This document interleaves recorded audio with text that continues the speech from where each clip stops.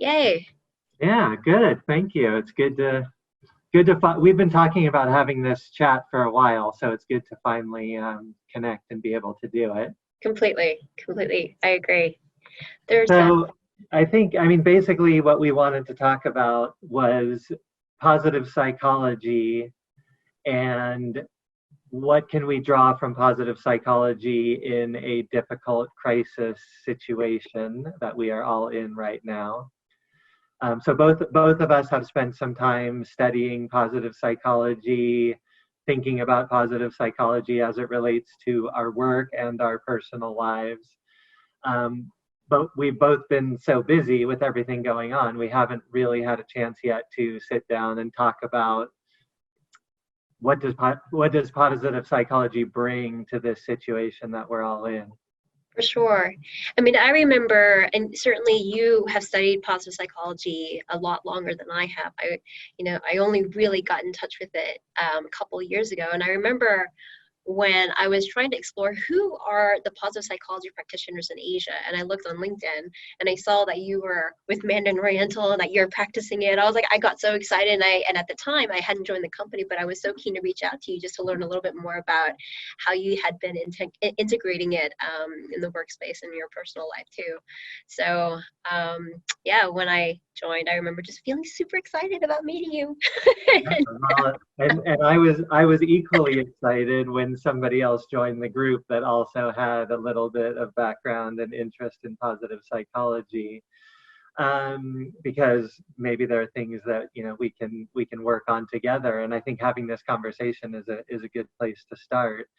Now, some people listening to this might have no idea what positive psychology is. So, yeah, I was wondering, how do you define it, or how do you describe it to people who ask?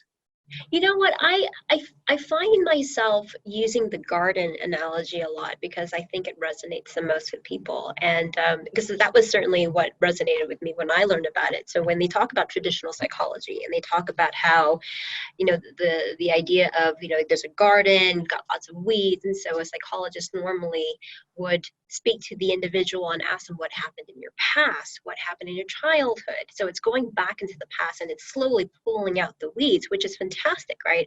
But positive psychology then complements that in the sense that it's about planting the seeds so that your garden is not just barren where the weeds have been pulled out, but it's planting the seeds for it to flourish and to have the greenery like in my background here and the flowers.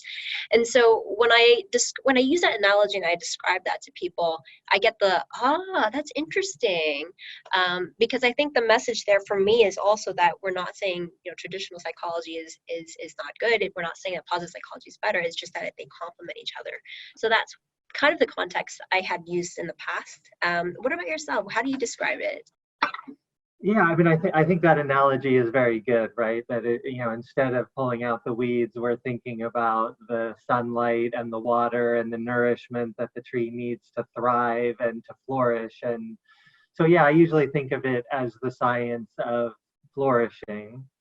But I also, it's interesting when we talk about the topic that we want to talk about today, which is really, what does positive psychology bring to a crisis or to a difficult situation? I think there's a lot of people that would look at positive psychology, and a lot of people refer to it as the science of happiness. Mm-hmm. And sometimes it gets criticism because you could say, well, there's really bad things happening in the world. We have this massive pandemic, this health crisis. The economy is down. People are losing their jobs. I was just reading last night that something like 24 million people in the US have now applied for unemployment. Yeah. So you have this really difficult situation, and to use the tree analogy, it's kind of like, there's weeds springing up everywhere. I mean, there's so many bad things happening. Maybe it's not the time to be focusing on the positive, or thinking about happiness, or focusing on positive thinking. Really what we need to do is be addressing the problems and dealing with the challenges. So sometimes I think in a difficult situation, people may criticize positive psychology, or think that it isn't relevant in a situation like this. Hmm. I see. Yeah, I tend to agree with you. I think that in these difficult times, it is quite important for us to be addressing, the negative things that are surrounding us. And like you said, I think that there is a lot of criticism. A lot of people feel that positive psychology is just about rainbows and cookies and fluffy clouds, but it's not really about that. I think what helps me is understanding that positive psychology is just understanding yourself better in terms of the base point, like where you are at neutral, right? And then positive psychology is really just kind of the tools to help you get out of the funk when you do find yourself trapped in that, like, oh, the world sucks right now, this is a terrible situation. And certainly that's happened a lot more. It's happening a lot more to me now. And I think that's normal, right? I think in the past few weeks when we were working from home, on several occasions, I found myself in that funk, feeling like, oh man, it feels so dark right now. You turn on the TV, you look on social media, and it's all doom and gloom. So then, but you don't want, I don't want to swim in that pool of thought for too long, right? So I've got to find ways to kind of pull myself out of it, and remove my situation, remove myself from that situation.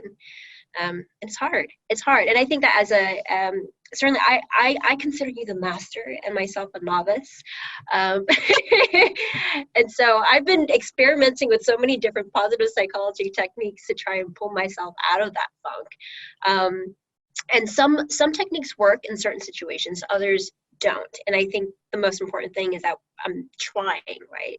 And so I was quite curious, for yourself, have you ever experienced that situation where your mind is just kind of clouded, or you're in a thinking trap? And what have you used to kind of pull yourself out of that? Well, I think, one of the psychologists that really influenced me a lot was Todd Kashdan. I don't know if you're familiar with him. He wrote a book on curiosity. I've heard of it, but I haven't read it yet. So, he was one of the first voices that really got me thinking about the importance of negative emotions and the Mm, value of negative feelings, and that it's not just about kind of pushing them away or ignoring them, or trying to just always turn to the positive immediately and put on mm, a happy face and let's be positive. But actually the first thing is really to be curious and to uh, investigate internally the thoughts that you're having, the feelings that you're feeling, and to just observe them and be curious about them, so that you aren't really rejecting anything about this situation. You're actually in a negative situation. Sometimes the most important thing is to accept the reality that you're in. mm, You know, I think right now it would be a very bad strategy to kind of, well, let's just pretend that everything is okay, and let's put on a smile and try to be happy. There's a lot of bad things happening right now, and people are getting sick, and people are losing their jobs, and it's a very difficult situation. I mean, there's nobody that is not experiencing very high levels of adversity right now. true. But so for me, I think the first thing that I kind of turn to is, let's just get grounded in the reality of the situation and just observe those feelings of anxiety that I'm having, that we're all having, that stress, that worry, that uncertainty about the future, seeing difficult things that are happening and not knowing how they're going to resolve or when they're going to resolve. And that is the reality. And so I think to start from a place of acceptance and of just observing and being aware of how that reality is sitting inside you, both in your mind and kind of in your gut, because sometimes I feel these things in my stomach as much as I do in my head, right? Yeah, for sure, for sure. And how do you do that? So do you normally sit and meditate to to go through that self-awareness process, or what technique do you normally use?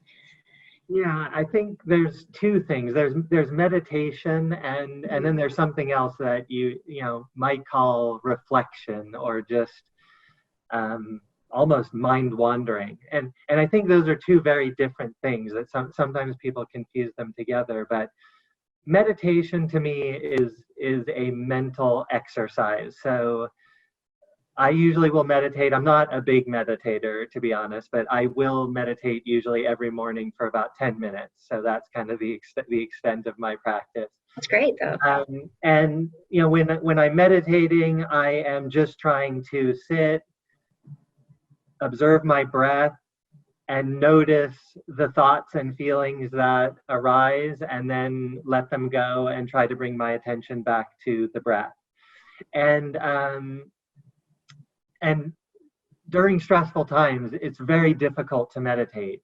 I think it's interesting because probably a lot of people are turning to meditation right now because they've heard something about meditation being good for stress and anxiety. But actually, if you're a beginning meditator and you're trying to meditate during a stressful time, I actually think it can be even more stressful because you're trying to clear your mind, you're trying to just focus on the breath, but you have all these thoughts, you have all these worries, all these fears, and the mind is really being very active. So meditation, I think, is beneficial over the long term. But I think there's another way of just sitting and allowing your mind to go wherever it goes. So you're not trying to control your attention. You're not trying to bring the focus back to the breath. You're literally just spending time, you know, alone with your thoughts and letting them run rampant. Right. And they are going to, you know, go to dark places, and you know, all your worries and fears are going to rattle around in your head and bounce around. But I think in the modern world, we spend so much of our time on technology that we're just always distracting ourselves from whatever is going on in our head. And I think sometimes there's value in just sitting with the thoughts that you're having and observing them and letting them take you wherever they take you, and allowing yourself to kind of process all of the things that are happening. And sometimes at the beginning of that process, it can be very stressful because I will be having thoughts and fears about everything that's happening, and all the worry that goes along with that, and anxiety that comes along with that. But I also, spending time thinking through those things, I also might come up with ideas of, you know, maybe this is something I can do to help in this situation, or maybe this is a solution to this problem that I'm seeing. But if I don't sit and allow my mind to settle and work itself through all of the challenges and problems, I never get to those creative solutions. I never get to those ideas about how I'm gonna, you know, help myself to get out of the mess that I might be in. So that's really interesting, this concept of mind wandering. I didn't realize that was something that also came out of this book, because what I found most helpful for me in the past few weeks, and I didn't even realize that I was doing it until you just mentioned it, but I do mind wandering in my journal. So from time to time, I will journal, and I usually journal about happy things. I do think, you know, the 3 good things on a daily basis. But in the past few weeks, I decided, right, I'm not going to be so structured in my journal. I'm just going to write whatever comes to me. And even if it's nonsensical, if it's nonsense, if it has no structure to it, I'll do a lot of, you know, I'm not concerned about grammar, about punctuation. I just write. And, you know, I'm conscious that in one day, we can have 50,000 to 80,000 different thoughts in our brain. And so I gave myself permission to just write whatever it was that came to my head. Even if I was mid-sentence of a previous thought and all of a sudden something new came in, I would write about it. And what was interesting about that exercise was that naturally what started off as like a rampage of all the negative thoughts that were built in my head, I vomited onto the page. And then all of a sudden, naturally, my thoughts started to gravitate towards, it's okay. Everything's going to be just fine. So let's now focus. Let's just make that switch and focus on X, Y, Z, whatever it is. And then I always find myself closing my journal going, I feel so much better. And it's quite therapeutic of an exercise. And I just realized, as you're talking about mind wandering, I allowed myself to mind wander in my journal. So yeah, that's an aha moment for me right here. Well, I think every time if you have a stressful thought, but you put your headphones in and you turn to technology to distract yourself, or you try to suppress the thought and try to turn to something else. I think there's a tendency where your mind is trying to address a problem that it is perceiving. Mm, And if you don't allow the mind to really sort through that problem, mm, then you're leaving it kind of in unfinished business territory. So as soon as your mind, as soon as you finish watching content and doing what you were doing to distract yourself, that thought comes back again. And right. then, you go to bed that night, that thought comes back Yeah. again. Whereas if you do something like what you just described, where you're just emptying your head and putting all of these thoughts down on paper, it allows the mind maybe to feel like, okay, I can let go of this because I've been able to think it through completely, and now let's move on to the next thing. Yeah, it's like a purging process of the negativity, so to speak. Yeah. I recently was listening to this podcast. Do you follow the Happiness Lab? No. I think it's fairly new, but I was listening to this interview, and it was terrible. I forget the name of the doctor, but he was talking about psychological distancing as a technique to build resilience in these difficult times. And I really never practiced psychological distancing. And the one that really caught my attention was when he was talking about linguistic shifts. And he went into the story about LeBron James. Whenever he's interviewed after a game, he'll say, "Oh, LeBron did really well. LeBron needs to work on this." So he will refer to himself in the third person. And I thought that's an interesting technique. I'm going to have to give that a go. Lien's really tired today, but she'll pick herself back up or whatever it may be. Have you ever used this technique or seen other people use this?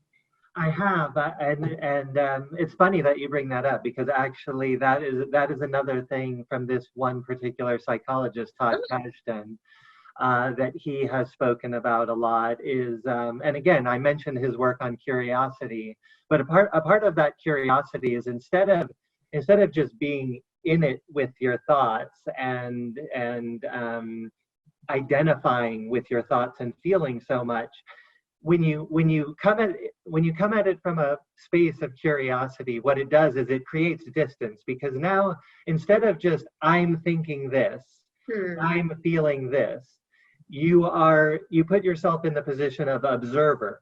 hmm, So you instead of saying I think this, I feel this, you would say something like, I notice that I'm having this thought. I notice that I'm having this feeling. And hmm, so he talks about that psychological distancing. In fact, I think what he suggests is, when you have that really difficult thought, that thought that just, really makes you feel bad, um, that instead of just saying I feel this, or maybe it's a thought that you have about yourself, I'm not attractive, I'm lonely, I'm not worthy. Instead of just identifying that thought with an I statement, hmm, you put a little bit of psychological distance into it by saying, I'm having the thought that I'm not worthy, I'm having the thought that I'm not attractive. And then you can put a little bit more psychological distance in by putting yourself in that observer role. So now you say, okay, I'm not the thought, I'm having the thought. But now I'm going to take a step back from that, and I'm going to say, I notice I'm having the thought that I'm unworthy. I hmm, notice I'm having the thought that I'm not attractive. hmm, And so now you have suddenly distanced yourself from, you're still having the negative thought, but it's not who you are. It's not attached to your core identity. It's just something that you're noticing is arising in your mind. hmm. Now the question that I would have is, how do we, because I'm talking about these personal thoughts about, how you feel about yourself, worthiness. Um, but I guess the question would be, how does that apply in a crisis situation? Hmm. So, you know, can you put that psychological distancing in when it's such a personal situation where I'm having the thought that that my career may be in jeopardy because the travel industry is in a massive crisis right now. Mm. I'm having the thought that my family members may be at risk of catching this virus and getting sick, and something could happen to them.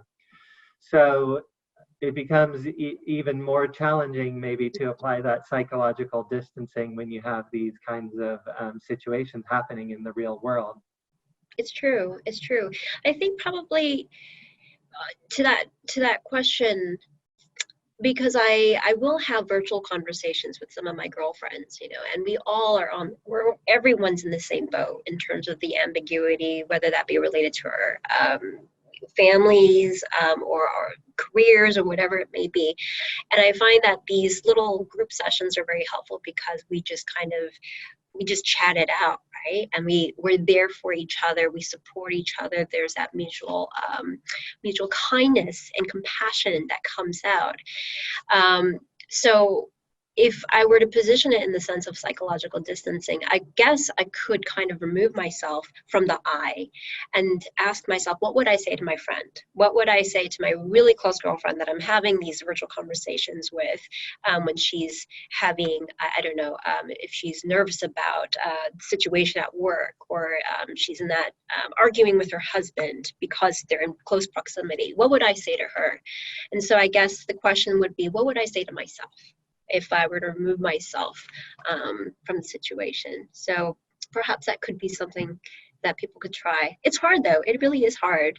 Well, I think that is a good lens to put on it, because it's always so much easier for us to be compassionate towards other people, and yet sometimes we're harder on ourselves. So we might be beating ourselves up of, I should be able to handle this better, or I should be able to manage my emotions better, or I should be able to manage the anxiety better. But when other people come to us that are experiencing stress, anxiety, fear, we're able to be very comforting and give them a listening ear and be compassionate towards them. So putting it in that mindset of what would I say to my friend who was dealing with this, or what would I say to my family member, gives you a framework to give yourself a little bit of self-compassion and allow yourself to feel the feelings that you're feeling, and give yourself some space to work those things out. For sure, for sure. I don't know if I ever mentioned to you that I have a friend in Wuhan right now, and they had just opened a hotel. Well, not just, but they had opened a hotel in December, just as the outbreak was happening. And then a week after the opening, they had to close the hotel for preventive measures, safety purposes. So he's been in Wuhan for the past few months. Now, I've known this gentleman for over a decade. We actually opened another hotel together, and he's the most resilient, strongest individuals I know. Very persistent, very driven. And about 2 weeks ago, he called me and he said, Lien, I don't know what's going on. All of a sudden, I feel I'm breaking down. I don't know what's going on. This is the first time for me, and I'm, in my 50s. I don't understand what's going on. And I said to him, I'm actually surprised that you haven't broken down earlier, given the current situation. I think you need to give yourself a little bit more credit. So we were just chatting, and we went through this whole exercise of the worst case scenario, best case scenario, and most likely scenario. And that seemed to help him a little bit, in terms of just getting himself out of that. What happened to me? I'm so strong. Why am I all of a sudden broken into pieces? And I think it was just the ambiguity got to him. And he felt out of control of the situation. And because he felt like there wasn't anything, any life dimension that he could have that control, he just thought, I've lost it. I must be depressed. There must be something wrong with me. And when he started to work through the whole situation of, okay, what is the worst case scenario in this ambiguity? What is the best case scenario? And what's likely to happen? And how am I going to deal with it? Then all of a sudden he had better sense of control. So I thought that was very interesting to walk him through that. He's much better now. Happy to share that. But it's really tough. I don't necessarily think that that's something that would work in every situation, but just naturally, organically in that conversation, it seemed to work for him. I mean, that idea of control is Mm, so important. And it is one of the things that I really worry about in the current situation, because, the work that really was the kind of origination of positive psychology was Martin Seligman doing the research on learned helplessness. yes. And I know you're probably familiar with it, but basically, they did research with animals where they would put them into a situation where they were receiving electric shocks, and no matter what they did, they couldn't avoid the electric shocks. Now, they don't do these kinds of experiments anymore before anybody complains about these poor animals. But this was, over 40 years ago that they were doing these experiments, probably closer to 50 years almost. And what would happen is when these animals are placed in a situation where nothing they do matters, they have no control over the situation. In other words, these bad things keep happening to them, and nothing they do will fix it. And then you take the animal out of that situation and you put them somewhere where actually they could easily turn off the electric shocks by pressing a button. But they would just kind of curl up in a ball and whimper because they had already learned that they were helpless. Whereas you take another animal that hadn't been through that period of learned helplessness, and you put them into this situation where they can turn off the shocks by pushing a button, they easily figure it out. They easily get out of the situation. And so I really worry that the current situation is kind of a fertile ground for that learned helplessness, because there's so much happening that is out of our control. You have this virus that is invisible, that people can't predict where it's going to pop up, who's going to catch it, how you're going to catch it. It really is a situation that's out of our control, and the governments are dictating, where you can go, what you can do, when can you leave your house, when can you open your business. So many things in our lives right now are out of our control. And I think it's very easy to find yourself in a situation where you learn that you're helpless. And when you learn that you're helpless, you basically give up hope. I mean, this is the underlying foundation of what causes depression is, people just give up on hope because they have decided or learned through their life circumstances that nothing they do matters, and that there's nothing they can do to get out of that situation. Right. So, I mean, one of the things that I think about, and I don't know if you've seen much work on acceptance and commitment therapy. So acceptance and commitment therapy, I think, is very applicable, and I think in a way you described it a little bit with your friend who, you had to think about, well, what's the worst case scenario? What's the best case scenario? The acceptance part is you have to accept the reality of what is happening. So, I mean, I spend a lot of time, I'm not, even though I have studied positive psychology, if there's one thing I've realized through studying it, it's that I'm a pessimist, which I didn't actually realize I was a pessimist, but now I see that I am. And I'll spend a lot of time thinking about, what's the worst thing that can happen? What is bad about the current situation, and what could get worse? And then accepting that as the reality of the situation that we're in. And once you accept that, then you kind of turn to the commitment part. And the commitment part is, okay, I know there's a lot of things going on right now that I can't control. I'm not going to be able to control this virus. I can't control when our hotels are going to open. I can't control, what's happening in our industry. There are so many things that are out of my control. But let me think now, what can I do? What are some steps that I can take to try and make this situation a little bit better for myself, for my family, for the employees, the colleagues that we have around the world that are struggling? Is there something that I can do? And let me commit to those actions that I'm going to take that's going to move us in some kind of a positive direction. And as soon as you commit to some kind of action, then you're breaking out of that learned helplessness mindset, because you're giving yourself hope. You've now set a goal for yourself. There's something that you want to accomplish. You see a way that you might be able to contribute or bring value or help somebody. And now you start moving in that positive direction. And that gives you energy and keeps you moving forward and keeps you thinking about a brighter future ahead, instead of just being completely bogged down in the negative of the current situation. That's really interesting. I hadn't heard about this therapy. I'll have to look it up. And by the way, it never occurred to me that you were a pessimist.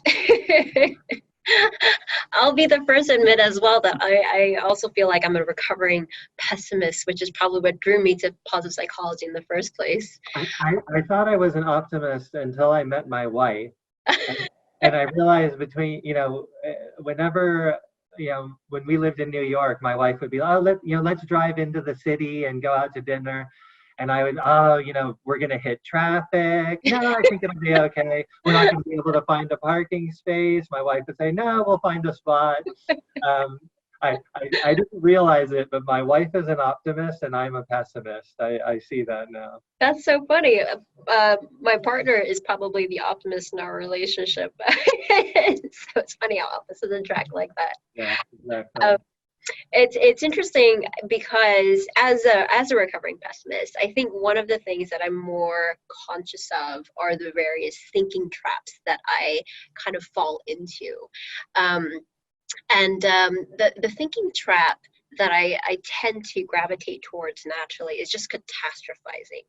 In any given scenario, I tend to think the worst possible outcome. Oh my God, this has happened. Oh, I'm just going to lose my job and now I'm never going to be able to find something again. It naturally happens that way, until I started to learn about positive psychology and being able to label that as a thinking trap, a mind trap. And then the next question was, right, how can I see things differently? And that was probably the most powerful question that I took away from positive psychology, just being able to just snap your finger, make that switch and just ask yourself, how can I see this differently? All of a sudden that question gives me a little bit more control of the situation. And it reminds me that it's not the worst. It's where there worse things can happen. And my situation is not that bad. So it's a mind trap that I find myself falling into, but over the past few months I've been better at getting myself out of it, just reminding myself that question, how can I see things differently? So how would you apply that to the current situation? Because a lot of times when you talk about that example of catastrophizing, a lot of times we would use that as an example of when we take something very small, like somebody cuts us off in traffic, and we just make a big thing out of it, and it becomes, it takes over our mind and our emotions, and we lose sight of the things that are actually important to us, because we turn something little into a big catastrophe. But in the current situation, we are facing a very real catastrophe. True. So do you think that those ideas about thinking traps apply in this situation, or how would you apply that, or how are you thinking about those lessons around emotional resilience in terms of how it applies in a real crisis? It's interesting that you asked that, because I saw this happen with my partner. In fact, this was probably about a month ago. So he's originally from New Zealand, and New Zealand was one of the last countries to get hit with COVID.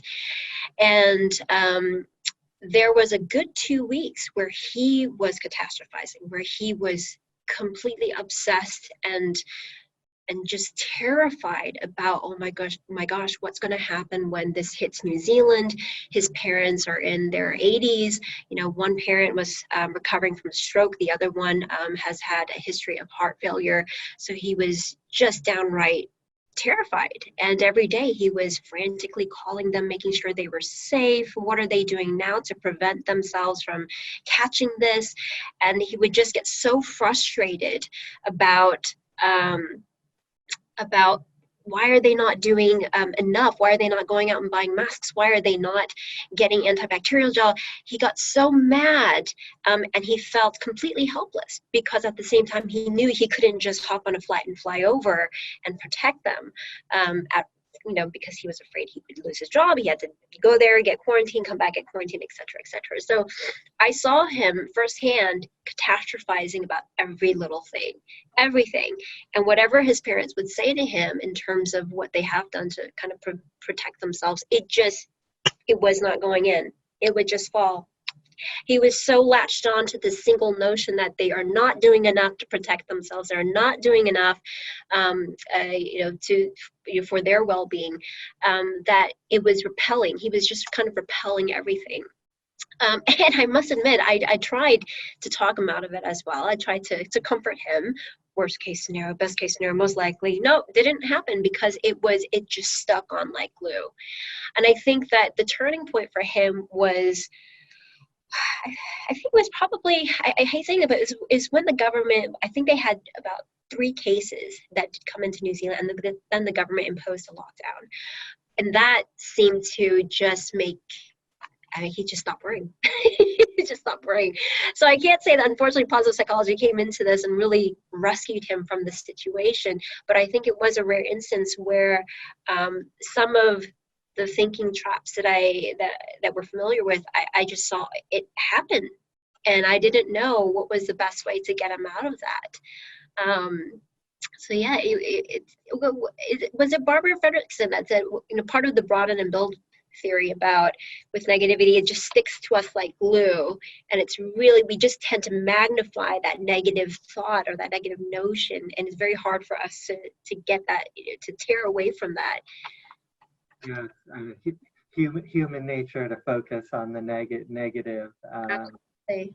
because that's what has helped us survive, is by being alert to any threats, being alert to any problems. So yeah, I mean, as soon as there's that perceived threat out there, like in the situation in New Zealand, you know that this bad thing is happening out there. That's what your mind is focused on. There's a big problem, and I'm worried about this, and I'm afraid of this. And there's value to that, but sometimes it pushes out the other things of the hope, the optimism, the joy, the how about the gratitude and the appreciation that they're healthy and they're they're doing okay, and and a lot of people aren't. And I think you can always, one of the things that's interesting to think about is that in any situation you can always find something to appreciate. It's true. It could always be worse than it is. So as bad as things might get, and yeah, people are catastrophizing, oh, I'm on lockdown, oh, I can't go to the gym, I can't go to my spa. I do these movement classes with the teacher here in Hong Kong, Andres Vesca, and he was saying to the class how he overheard these people talking in Repulse Bay. And somebody said, hey, how are you doing? He's like, oh man, I'm just trying to survive through this current situation. And and he was just kind of laughing. He's like, look, you're living in Hong Kong. Hong Kong is doing very well compared to the rest of the world in terms of the virus. You're living in Repulse Bay, so you're probably doing much better off financially than many other people around the world. And you're not just surviving this situation. There are people out there that are really just trying to survive right now. Yes. And when we catastrophize, we kind of take our problems and we blow them up like it is, we're just trying to get through this, we're just trying to survive. But actually, we can survive this. We can live through this. Yes, it's going to be a difficult situation. Yes, we might have economic challenges, we might have health challenges, but most people are getting through this. Most people are recovering from the illness. Most people are going to find a way to navigate this crisis and get out of it. And we can, we can survive this. We can make it through this, and we can find a way. And yes, it might not be what we would like. It might not be what we would have chosen. It might not be what we would have predicted a year ago, that we would all be going through these kinds of experiences. But it could be worse. And we should appreciate that we have what we have, and the loved ones that we have, and the health that we have, and the freedoms that we have. There's a lot to appreciate even during a difficult situation like this. Absolutely. Sometimes there's a silver lining that is not always obvious to us at first glance. Yeah, for sure. Is there anything else in particular that you have found that you have been using to help yourself during this situation? So I mentioned about the 3 good things that I do on a daily basis. So what my partner and I have been doing is doing 3 good things about each other, because we're such in an enclosed space in Hong Kong, tiny apartments. It's easy to kind of get really annoyed with each other and just rare. But we made a conscious decision to really focus on the positive things that we appreciate about each other. We're spending a lot of time together now. He's in operations, so with operational hours being reduced, he's spending a lot of time at home. So we thought, okay, we're spending a lot of this time, let's make it quality time. So every day, every night before we go to sleep, we will say, okay, these are the 3 good things I appreciate about you. I really love that you just proactively made me dinner without me having to ask about it. I appreciate that you did this. So it's just the little things that we kind of highlight that we love about the other person. From this exercise, what I find is that we are bickering less. We weren't bickering a whole lot in the first place, but we're bickering less. And in fact, we're being a lot more playful with each other. We're starting to bring more fun to our home environment. And by fun, it's almost like we're laughing a lot more. We're making a lot more jokes with each other. So we're making light of the situation that we have at home. The other thing that we try to do, and I guess this is kind of psychological distancing, we made a conscious effort for one day a week. We do not look at social media. We do not turn on the news. For one day, we don't even mention COVID. We can't. We can talk about anything else in the world. We can talk about Trump. We can talk about anything else, just not about COVID. And that actually helps us because we remove ourselves from the world that we're in, the reality that we're in, just temporarily. And it's been so good for our minds to kind of reboot. So those are kind of the couple of things that we both have been practicing the past few weeks. What about yourself?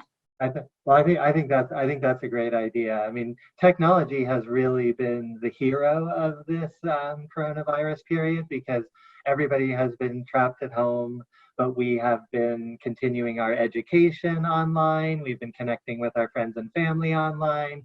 We've been doing all of our wellness classes and fitness classes online. Yeah. So technology has been a great resource for everyone during this time, but we've also just all been spending way too much time on screens. So I think having that commitment to take some time and separate and do some non-digital activity and having time to just focus on other things is a great idea. Probably the one thing that I've been doing is just really trying to be present with the people in my family. So I have this little meditation exercise that I do called Just Be a Parent. Oh. Where in the morning I'll wake up and I'll come out and maybe my kids will be sitting there playing, or maybe I'll be reading their books, or whatever they're doing, but I will just go and just sit with them and just give them 100% of my attention. And sometimes that might mean they continue doing what they're doing and they ignore me and I just sit there and watch them. And sometimes it means they stop what they're doing and they come over and they want to play or they want to talk to me and we have a conversation.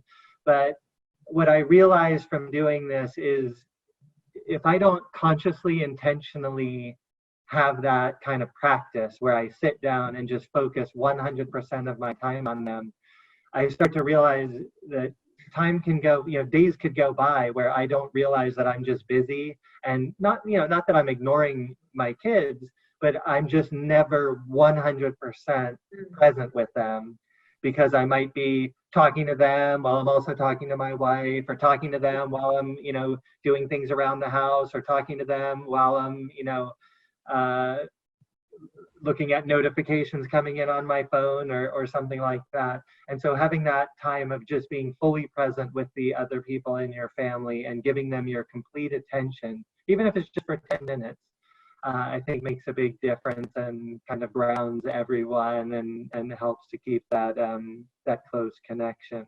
Yeah, absolutely. That's beautiful. I love that. Yeah. So I think, I feel like we've been talking almost an hour. I feel like in a way we have barely scratched the surface, because there's a lot more that we could talk about in terms of things that come out of positive psychology. So maybe we'll do this again. Yeah, But we I think, I think it's a good discussion and a very relevant topic for just thinking about how we manage our emotions during a difficult time that we're all experiencing right now. Very true. Very true. Yeah, and I certainly have learned a few techniques from you today. I'm going to look up the book Curiosity. I'm quite keen to read that as well. Yeah. So the book is actually Curious with a question mark. Got it. Curious. Yeah. Okay, I'll check it out. And I'm going to go home and tell my wife 3 good things. It's beautiful. It's a beautiful exercise, and I find that we end up spending, we're converting that time into quality time where the focus is on the other person. So it's just kind of like being present with your kids, being present with a partner. Yeah. Absolutely. Well, let's do this again, because I think it is valuable to talk through some of these ideas and think about how we keep them front of mind, and employ them in our day-to-day life while we're going through difficult challenges and trying to overcome all the things we have in front of us. For sure. All right. Great. Thanks, Lien. I'll talk to you soon. Bye. Bye.